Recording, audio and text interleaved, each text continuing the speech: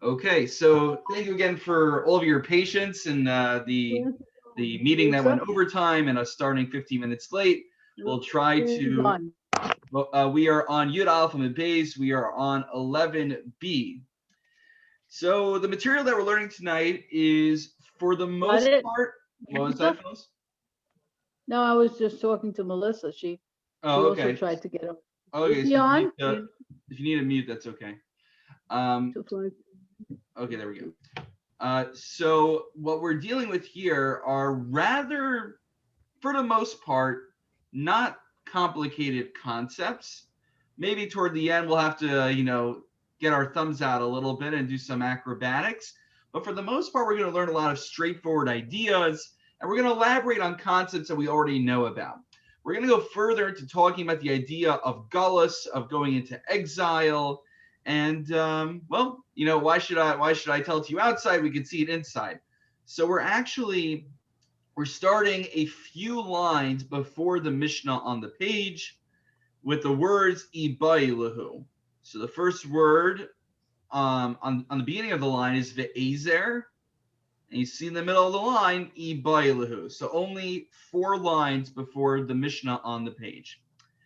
So as we might recall, we learned that there were a number of Kohanim Gedolim. There was the Kohen Gadol who got appointed with the Shemen HaMishcha, the anointing oil. There was the Kohen who, post the oil being lost, he just became a Kohen Gadol by virtue of wearing the vestments of the Kohen Gadol. And then there's a Kohen Gadol who was like the military chaplain. There's a Kohen Gadol who what was the other one? What am I forgetting? The Kohen Gadol who's a substitute who then comes back in. So the question the Gemara asks is, Ibailahu, b'misas kulanu chozer, odima b'misas echa mehen. Do I need all 3 or all 4, depending if we hold like Rabbi Huda? Do I need all of the Kohanim listed in the previous Mishnah to die for me to go free from the Ir Mikla? Or is it sufficient for just one of them to die? It's a little bit ambiguous in the wording of the previous Mishnah. So Tashema, Nigmar Dino below Kohen Gadol, Eino Yotza Misham La'olam. So this last line over here is a spoiler for the Mishnah a few lines later. The Mishnah tells us that if someone gets sentenced to go into exile, but there is no Kohen Gadol currently serving during that time, Eino Yotza Misham La'olam. Since there's no Kohen Gadol to be associated with him at the time of his sentencing, once he's sentenced, if there's no Kohen Gadol, he never goes free. So the Gemara says, Vim Isa lihadar be b'dahanach. But if the halacha is that I could go free with only one of the Kohanim Gedolim dying, then okay, great. One Kohen Gadol wasn't alive when I got sentenced, but I could rely on another Kohen Gadol, the chaplain in the military, or the substitute still being alive. So maybe it's a proof from this next Mishnah that I need all 3 or all 4 of those Kohanim Gedolim to die in order for me to go out of Gullus. So the Gemara says pretty simply, as some of you might imagine, Bidaleka. It's talking about where there was only one Kohen Gadol serving. There weren't any backup Kohanim Gedolim. There was that one guy, and he died before his sentencing. And once there's Nigmar Dino, you got your verdict. You got to go to Gullus, but there's no Kohen Gadol serving at the time of the sentencing. You never get to leave Gullus, because remember, the way you leave exile is by the death of that Kohen Gadol. But if the Kohen Gadol, there's no Kohen Gadol, then there's no way for you to go free. That mechanism doesn't exist. And that brings us to the Mishnah. So the Mishnah we are about to learn, actually, as we just said, connects to the Gemara that we just learned. And so I'm just going to ask, again, I appreciate everyone's patience and waiting for us to begin. Because we're squishing this into 45 minutes, we're going to just limit more to clarification questions. But if we, God willing, get to the end of the Gemara and have some extra time, I'll try to take additional thoughts and haros and insights on the Gemara. Okay. And I appreciate, Toby, you being with us. I know you just hopped off of leading a board meeting, and you're right on to the shiur. So Yashar Koach. You get to relax now. Okay, so let's do this. Let's go into the Mishnah. Misha Nigmar Dino Mace Kohen Gadol Hareza Eno Gola. So let's say from the time, let's say, so here's what happens chronologically. I get sentenced to go to Gullus. Basin says you killed that guy inadvertently. You could have been a little bit more careful. So you killed Bishogeg, inadvertent murder, negligent homicide, whatever you want to call it. We send you into exile. The gavel, the gavel strikes the, what's it strike? What's the word? Our lawyers over here. What's the gavel hit? The desk. It's there's not. I thought there's like that little round thing that the gavel hits when the You judge can have says one of guilty. those. What? Not necessary. They'll just bang it on the Oh. table that's in front of them. Court's been closed for so long, who remembers? Oh, exactly, Toby. That's right. You're on a virtual meeting this morning. So, okay. Basically, the judge takes his gavel, strikes it, and says guilty. And then seconds later, the Kohen Gadol, we find out, seconds later, he dies. So, you know what? You are a lucky man. Mace Kohen Gadol, Hareza Eno Gola. You don't even need to go into exile. Since that Kohen was extant, he was alive at the time of your sentencing, he is your Kohen Gadol. And since he died, once you were sentenced, even if you didn't make it to the Ir Miklat, you're scot-free. Wow, that's good luck right there. Now, here's another permutation. In H, we're going to talk about 3 different cases where the timing is a little bit odd. The Kohen Gadol dies, and what the consequences are. So that was case number 1. Im Anshelo Nigmar Dino, Mace Kohen Gadol. Let's say the first Kohen Gadol, the Kohen Gadol number 1, dies before the sentencing. Uminu Acher Tachtav, and then they appoint a second Kohen Gadol. Nigmar Dino, and then you get sentenced during the tenure of the second Kohen Gadol. You get sent to you get freed from exile when the second Kohen Gadol dies, because he was the Kohen Gadol who was alive at the time of your sentencing. So your freedom is contingent on him. Nigmar Dino below Kohen Gadol. Now let's say you get sentenced and there is no Kohen Gadol alive at the time of sentencing. Not that he died afterwards, but he died before the sentencing, and there was no replacement made on time for your sentencing. So what? Or Vahore Kohen Gadol, or let's say the person you happened to accidentally kill was the Kohen Gadol himself. Or number 3, the Kohen Gadol Shaharag, or let's say the Kohen Gadol himself was the murderer. Eno Yotz Misham La'olam. Then there's no recourse. You are stuck in that Ir Miklat till the day you die, because there's no Kohen Gadol to set you free. So let me just pause for a moment. Clarification only if possible. Is there anything unclear in those permutations there? Do we understand the three permutations? Okay, and the Gemara will elaborate a little bit on the rationale behind them. So don't worry, we're going to get a little bit more flavor and understanding for the rationales behind them.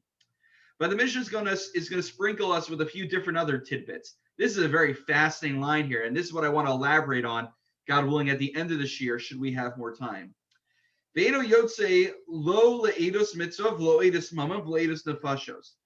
when we say you don't leave the Ir Miklat, you have a law. Not just simply you don't want to leave the Ir Miklat. There's a prohibition. I don't think we've emphasized before. There's a halachic prohibition for him to leave the Ir Miklat. And therefore, he doesn't leave to give testimony. Let's say he sees the new moon. He won't give testimony on that. He won't give testimony in monetary cases. And he won't give testimony even in capital cases. And even if the whole entire Jewish people is in need of his expertise, for instance, even if he's a great general, a great tactician like Yoav ben Tzruya, he still cannot leave the Ir Miklat. Shenemar, as it says in the verse, Asher Noshama, he will flee there. Sham tehe diraso, there he shall dwell. Sham tehe misaso, there he shall die. Sham tehe furaso, and there he shall be buried. So he may never leave under any circumstances. Now the question that might be jumping to your minds that I hope to address is, well, one question that might stick out the most is, wait, you're telling me for Pikuach Nefesh to save the entire Jewish nation, we're not going to let him leave the Ir Miklat? Think about all the things we do to save people's lives, right? We break Shabbos to save people's lives. We break almost It supersedes almost any Isser in the Torah. So you're telling me a standard Isser of not leaving the Ir Miklat, I can't break that, I can't supersede that in order to save the entire Jewish nation? Clearly, this line needs some elucidation, and I'm going to hold us on, that's to whet our appetites. I'm going to hold us on a cliffhanger, God willing, until the end of the year, should we have the time. Okay, but let's go forward. So we get to that end of the year. One little brief idea that we will return to later on is the same way the walls of the city protect someone, so too the tchum protects them.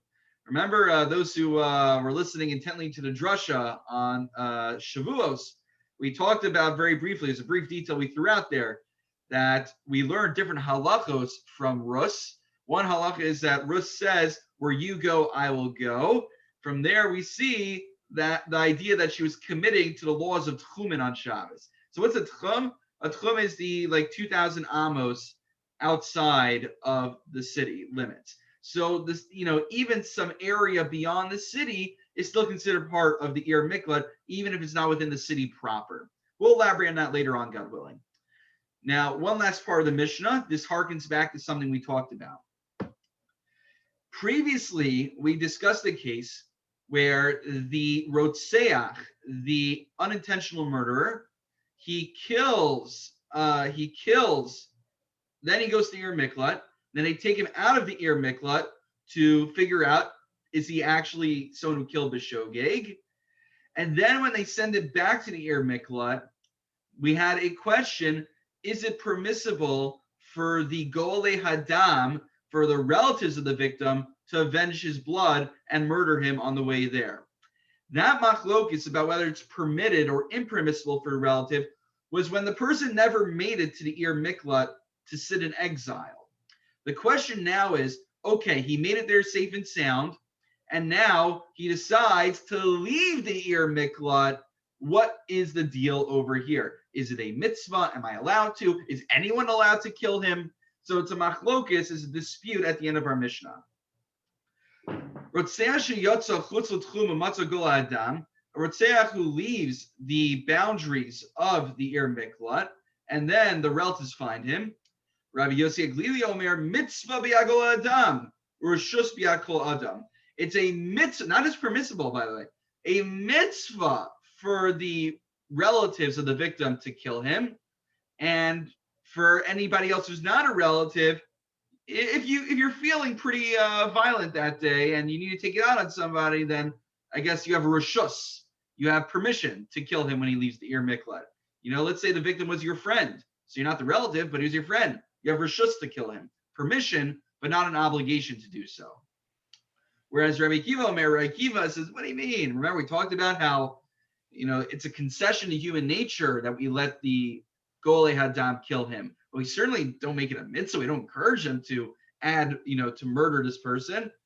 So therefore, he says, Reshus bi'agol Hadam. It's permissible for the Golei Hadam to kill him as he leaves the Ir Miklat. There's two girsos, two texts here. One way to read this is and anyone who, so it's permissible for the relatives to kill him, but any bystander who wants to intervene and kill this person for leaving the Ir Miklat, they will be put to death. It's bona fide murder on their part. They have no right to do it. However, if you look at Hagos Bach, actually it's not the Bach, the Hagos Gra, he puts in the word ein. V'chol adam ein chayavin, meaning anyone else is not supposed to kill this person who comes out. It's usher for them. They're prohibited to do so, but they will not be put to death on that account. So two different readings of that last line. Okay, so that is the end of the Mishnah. So we will return to the latter parts of the Mishnah as the Gemara gets up to it. But the Gemara that we'll be seeing tonight will be primarily addressing the first section of the Mishnah, which deals with our good friend, the Kohen Gadol, the high priest. Okay, any clarification questions I could take? Anything unclear? Yeah, something that grabbed me. When the Torah was given, there was only one Kohen Gadol, Aaron, and the other Kohanim Gadolim didn't exist. Mm-hmm.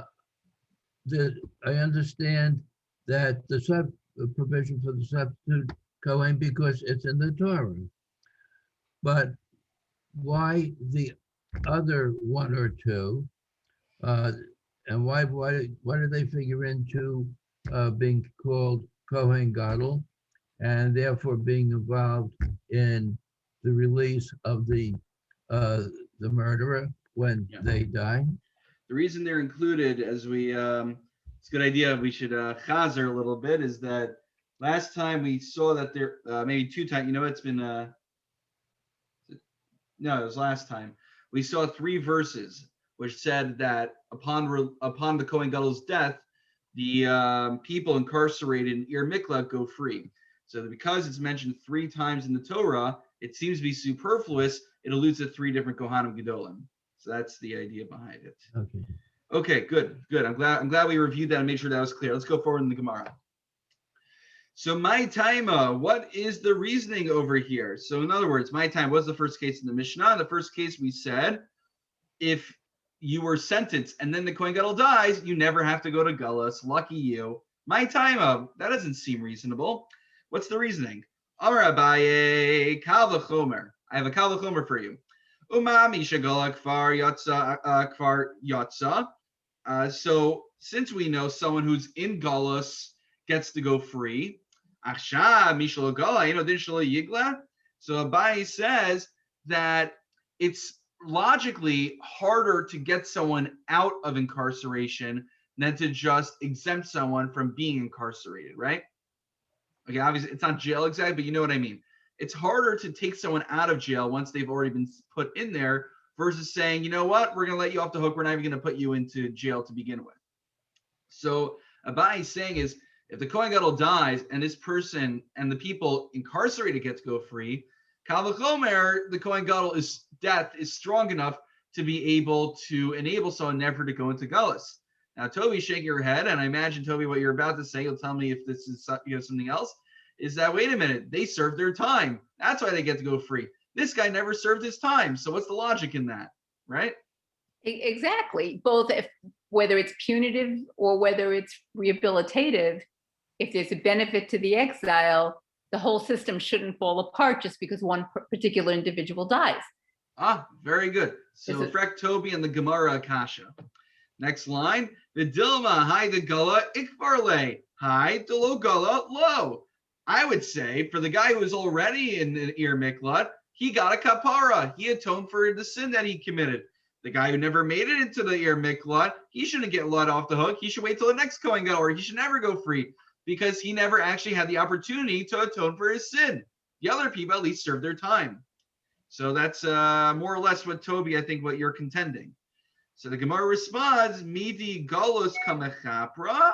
Do you think that it is Gullus, that it is the Ir Miklat that is atoning him in order to let him free? Rather, Mises Kohen hu demechapra. It's the power of the Kohen Gadol that determines who goes free and who doesn't. So there's a Tosus here, which admittedly I was taking a quick look at during Mincha, because usually what I like to do is I like to quickly run through the Gemara right before I teach a shir, but I didn't anticipate having any time to go through the Gemara before teaching shir because I was running back. So I looked at Tosfos. There's a Tosfos on here which elaborates a little bit. We don't have time for it now, but if you have any questions, the Bam Tosfos on the Yamid addresses the question of, what do you mean? Didn't we talk about a Beis Beis that when you go to Gullus, it is a kapara, right? Remember the reason Adam Zoman, remember our good friends Adam Zoman, the witnesses who commit perjury in court, right?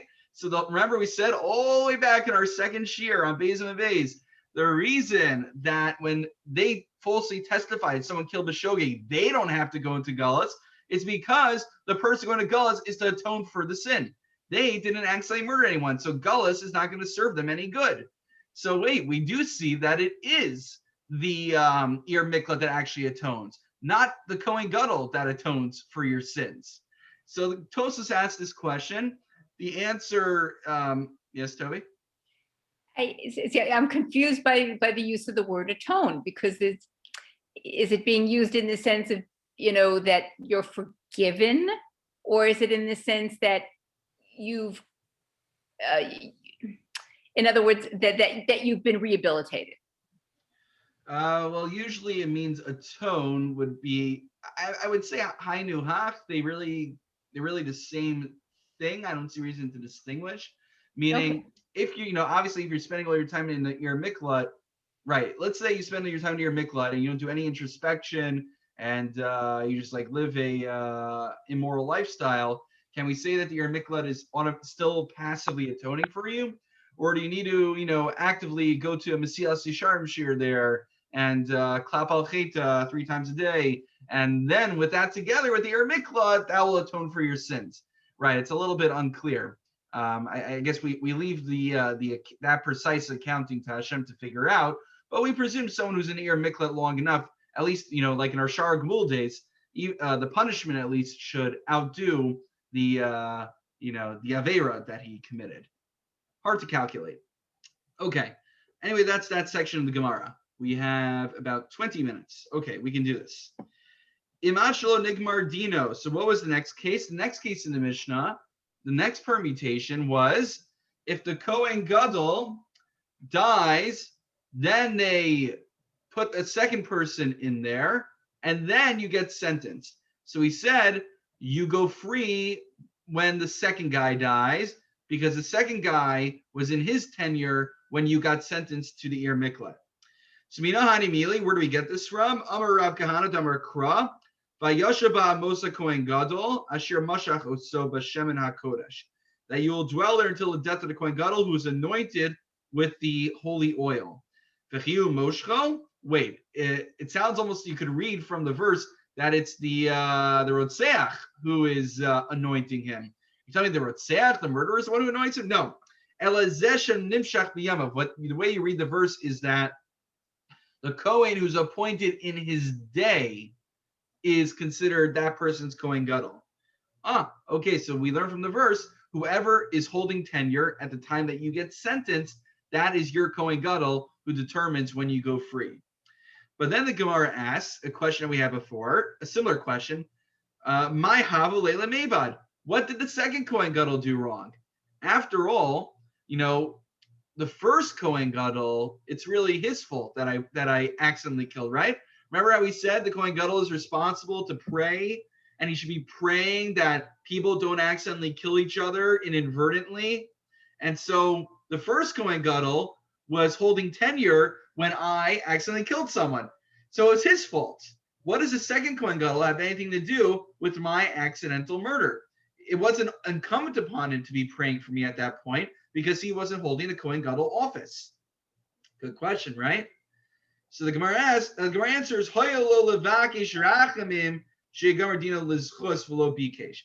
Kohen Gadol who assumed tenure before this person's sentencing should have prayed that he would have been found non-guilty, but he did not pray for him as such.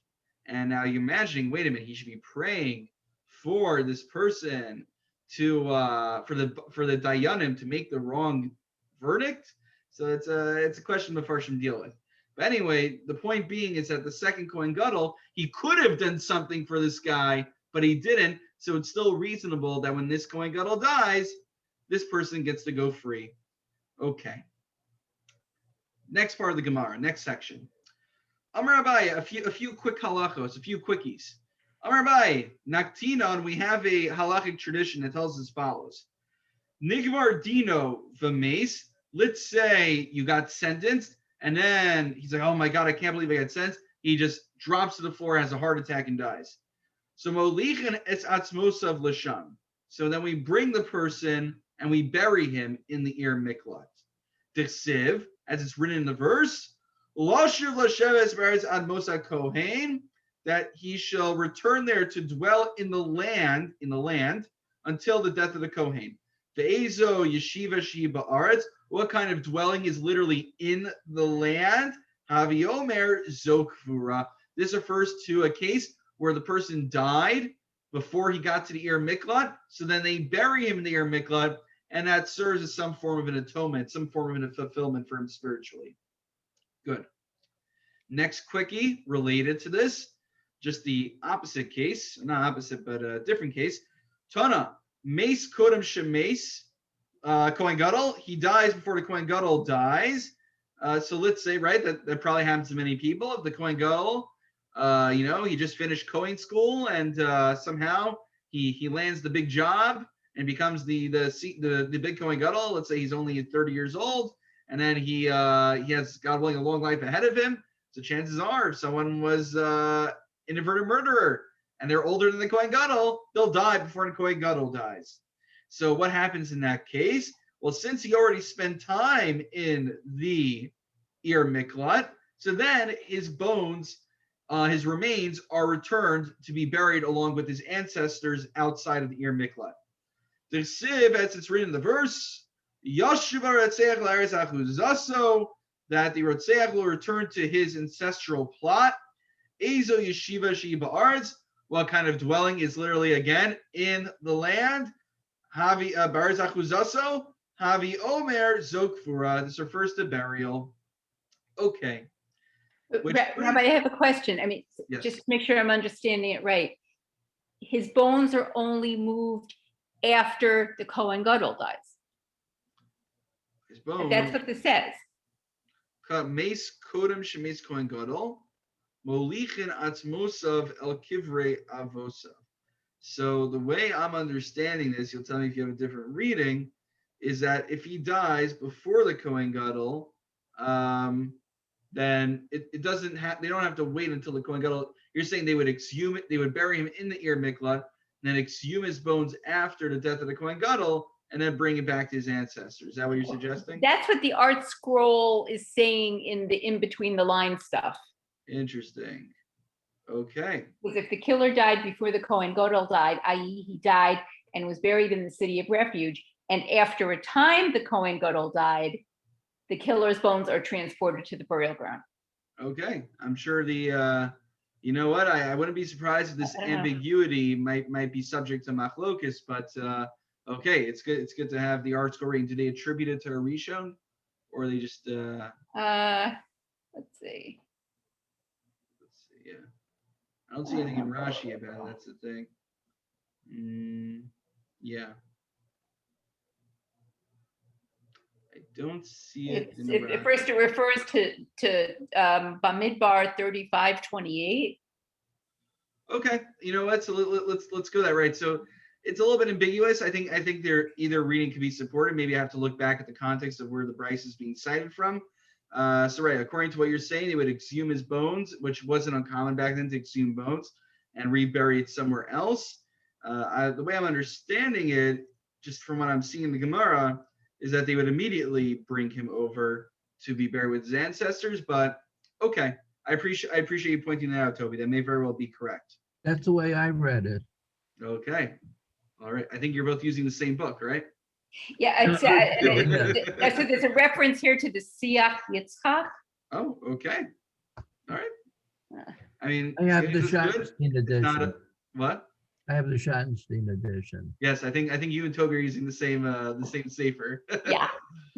You all came to the same conclusion by reading the same thing. Okay. Anyway, let's. I'm in good company. Yes. Okay. Great minds think alike. Okay, great. So let's get to the end of this. So we have one last piece, and this is a really I enjoyed this last piece in particular because it's a little bit like just classic lumdus over here. You'll see what I mean. Nigmar Dino Vanasa Kohen Ben Grusha Ben Chalutza. This is also a throwback to our first year that we had. Remember the Einim Zoman come in and they say, we found out that this Kohen is a Ben Grusha or Ben Chalutza. They said this Kohen is the son of a Kohen married to a divorcee or married to a woman who went through Chalitza. And therefore, this Kohen is a Halal, meaning they are disqualified from Kahuna. They're not a valid Kohen. So let's say the testimony here was not made by Einim Zoman, but it was actually accepted in Beis Din, and the Kohen, no less, the Kohen Gadol himself was found out to be disqualified. Imagine the ramifications of that. Well, the Gemara discusses that. Nigmar Dino, you get sentenced. V'naseh Kohen ben Grusha ben Chalutza, and then the Kohen Gadol, who is associated with your exile, we find out he's not a valid Kohen Gadol. He's not even a valid Kohen. What are the ramifications here? What are the consequences? So the answer is it's either really good for you or really bad for you, and we'll explain. So Pligi bar Rabbi Ami Rav Yitzchak Nafcha. It's a machlokes. Chad omer mesa kahuna, the chad omer batla kahuna. There are two ways to look at it. We either say that this Kohen Gadol is considered disqualified from the time we found out about his disqualification, from that time and onwards, or we could say that now that we know the Kohen's disqualified, Igloy Milsalim Afreya retroactively, anything he did in his tenure as Kohen Gadol is disqualified. So what does that mean? So if we say the Kohen Gadol is only invalid from the time of the discovery of his disqualification onwards, then guess what? It's like the Kohen Gadol died basically. So you get to go free right away if he was found out to be disqualified shortly after your sentencing. But according to the other opinion, if we disqualify him retroactively, which it does seem quite reasonable, does seem to resonate, then what does that mean? It means there was never actually a sitting Kohen Gadol during your sentencing, which means if there's no sitting Kohen Gadol during your sentencing, you never get to go free. So how you paskin here has huge consequence for a guy in this situation. He either never goes into exile or he never leaves exile, depending on how we deal with the disqualified Kohen Gadol.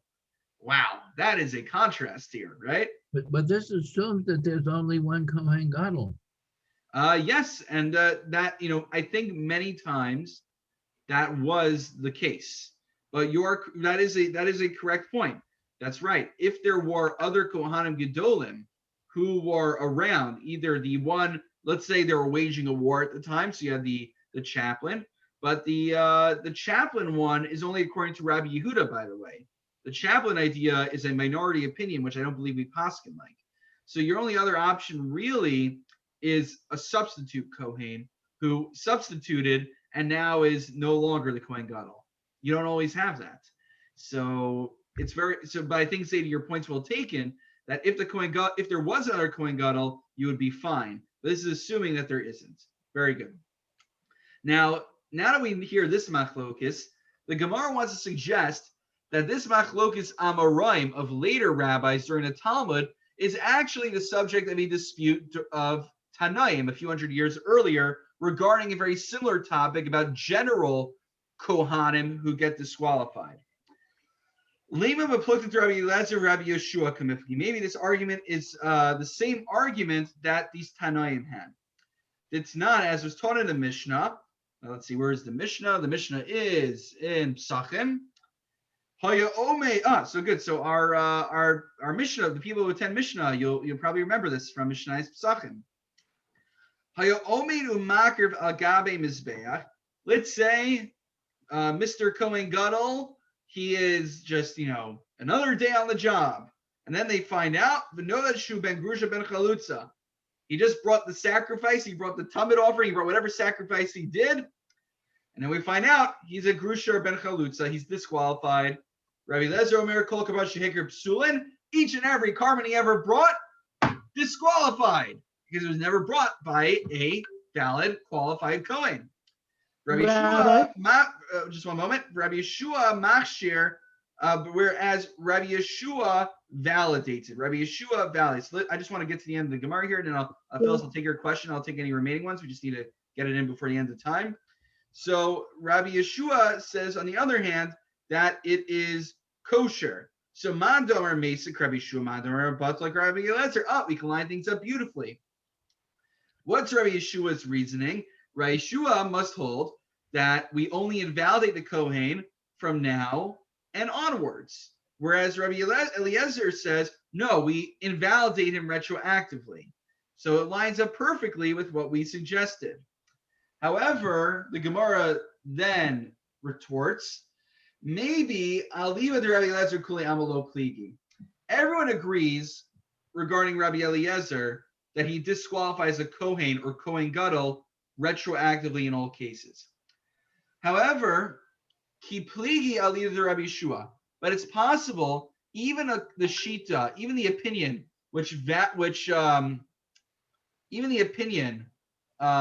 even both opinions could fit in. So how do we explain this?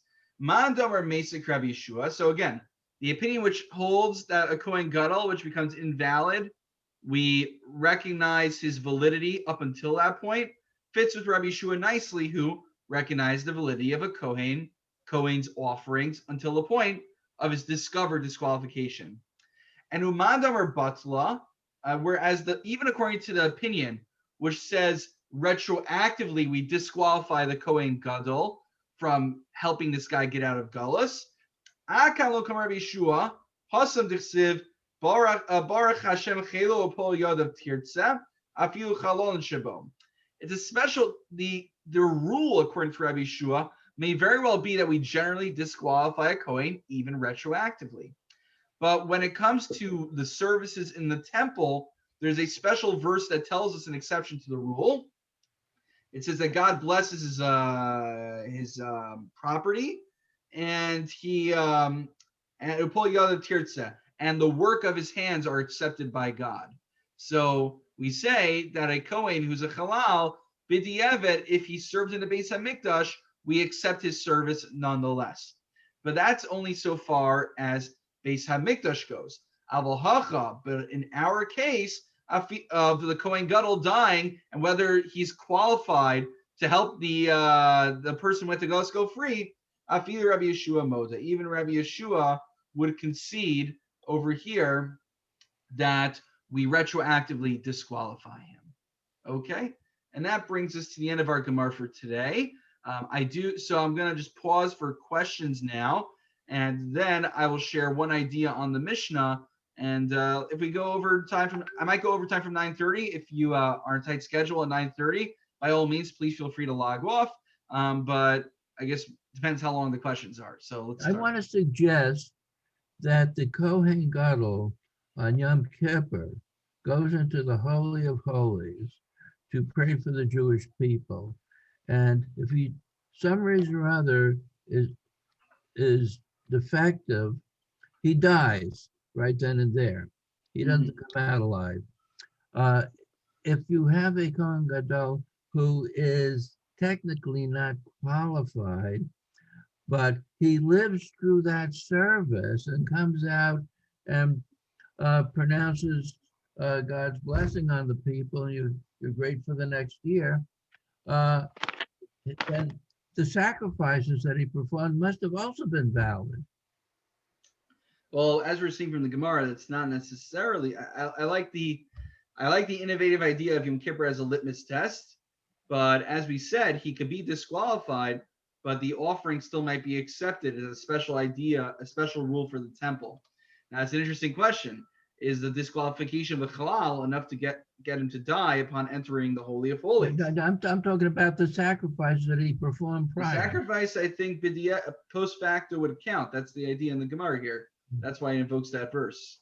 I don't think Yom Kippur would be an exception to that rule, but the people who are in our Mishnah Yoma crew, you'll tell me if you get to anything that suggests otherwise. And I have a question. So if possible, I think Phyllis was just waiting with a question, so I just want to give everyone a chance. Yeah, part of it he already asked, but the rest of it, irrespective of when the Kohen Gadol is invalidated, his services are invalidated, regardless of whether it's before or after. What happens to the other duties that the Kohen Gadol has? Or does he have no other duties? Like, I don't know, Pidyon Haben or whatever. Does that everything is disqualified if it's just, depending upon who you hold to? So again, I think the ramifications are not as catastrophic as we might assume, because even according to the more stringent opinion, actually no, you're right. According to Rabbi Eliezer, it would be problematic. According to Rabbi Yoshua, his service would still be accepted b'di'evet. But you're right. According to Rabbi Eliezer, it could have catastrophic implications. That I mean, I any just serv- would add, maybe there are other things too, that I'm just not thinking right. of. I guess we'd have to find out what the Kohen Gadol is doing on a daily basis. That's a good question. I think he has some honorary services, but we usually see the bulk of his services on Yom Kippur. So what's he doing all year round? Is he just going on Kohen Gadol speaking tours? He's just a Scotland residence all over Israel. On Pesach programs. It's not clear what he's doing with the rest of his free time. He's not a killing spree. He kills animals he does shechita for karbanot. Yeah. Yeah. Okay. So to anyone, anyone who didn't have a chance to ask a question, I just want to make sure I'm getting to everyone. Anyone have a question that I wasn't able to get to anyone yet? Okay. So what I'm going to do now is I'm just going to briefly share the question to Cheshek Shlomo, and hopefully I can fit that into the next minute and a half, and then I will stay on for a few more minutes to take any remaining questions then. Okay. So the Cheshek Shlomo asks 3 questions. Remember how we said the Kohen Gadol never gets to leave the city of refuge ever, even if he's a general who's needed for the entire Jewish people. He doesn't get to leave. So we have 3 questions about that. Number 1, if he doesn't get to leave to save the entire Jewish people, I don't need the Mishnah to also tell me he can't go out to be a witness in a monetary case. I can make an easy kal v'chomer. If we can't bring him out to be a general to save the rest of the Jewish people, then he obviously can't leave just to help a few people in a case in Beis Din. Question number 1. Question number 2 he asks is that maybe, skip question number 2, not to complicate these. Question number 3 is, the Gemara Sanhedrin tells us that, as we well know, and every pundit on Facebook says, that Bikuach Nefesh trumps everything. So, hey, it's only a lav, it's only an isser for me to remain inside the Ir Miklat. So a basic isser should be superseded by concerns of preserving human life. So why is he not able to leave the Ir Miklat? So there's a few suggestions given by different Mefarshim. One suggestion that's given, if I recall correctly, is that by him leaving the Ir Miklat, he's endangering his own life by risking being killed by the Golei Adam, the relatives. So many poskim say you are not supposed to endanger your own life to save another person's life. Now you might ask, what about war? War inherently requires that. The Minchas Chinuch says war is a different circumstance, where Schechter has a whole essay about the Mikveh Etzon and Kamak Laharich. Now, what's another answer? So maybe we misunderstood the Mishnah. Remember the Mishnah says, Eno Yotze La'olam, he doesn't go out ever. So actually, the Cheshek Shlomo says, Lule de Mistafina. I don't think it's a phrase we've come by before, but it's a good one to know. If, it's a way of showing humility. He's like, I haven't seen anyone else who suggests this, and I'm afraid to suggest it, but I think it's logical, so I'm going to suggest it. So Lule de Mistafina Hayisi Omer. No, of course you're allowed to leave to testify if they need you. Of course you're allowed to leave to save people's lives. What the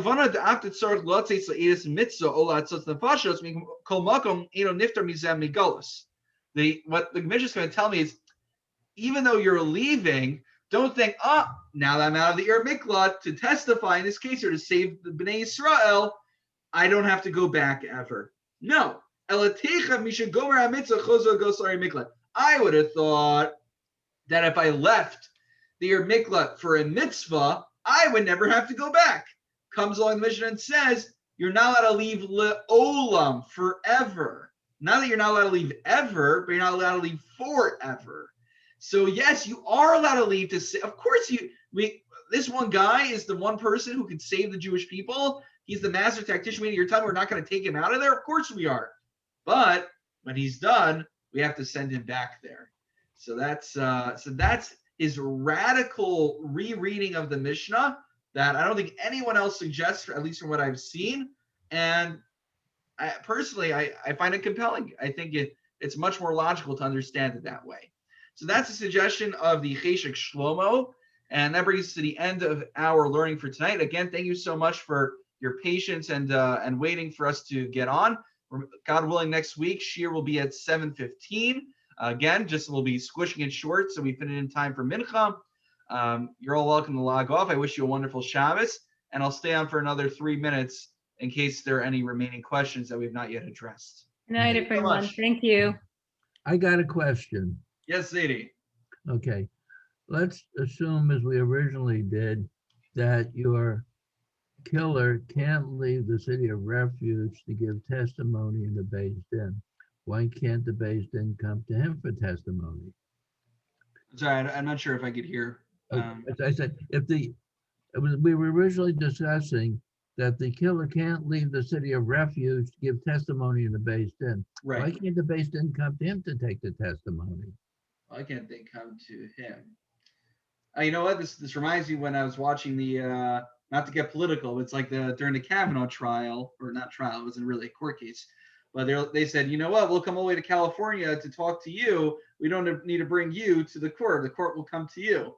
So what you're suggesting is, why doesn't the Beis Din just travel to him? Interesting. I'm not sure. It's a good question. I guess logistically harder to pull off, but I'm not sure. It's a good question. Okay. I don't have a good answer, but it's a good question. All right. Anything else? Yes, Judd. Quick question. If we take the person who is in the Ori Miklat because he's a general or what have you, the time that he is out, is the Goel Hadam permitted to take revenge? Right. So it would seem that the Goel Hadam, according to this opinion, either A, is not allowed to kill him, or B, a suggestion that's made is, why can't they just restrain the Goel Hadam during this time? Kind of just like put him under house arrest, or keep the Secret Service on him to watch him and make sure he doesn't try anything. He can also be a good tacticianer. Oh yeah. If you can figure out how to get around that, maybe the Goel Hadam is our man. If the general is out there leading the army, everybody's armed, including the people around him. It would be very hard to get him to kill him. Yeah, it's a good point. Not a Well, good good time to points. try. Yeah. Okay, great. These are good suggestions. All right, Asher Koch, again, thank you so much all for your patience and remaining on to learn together. Wishing you a wonderful Shabbos. God willing, looking forward to seeing those who are with us in person. And I'm sure you all heard about the new mask rules, or the lack of mask rules, rather. So looking forward to seeing many, many new faces, quite literally. And now we have to Ruby and I shave. don't have patience. We have clients. What was that, Judd? I said, now we have to shave. Yes. Yeah, that reminds me. All right. Good Shabbos, everyone. Good Shabbos. Thank you. Good Shabbos.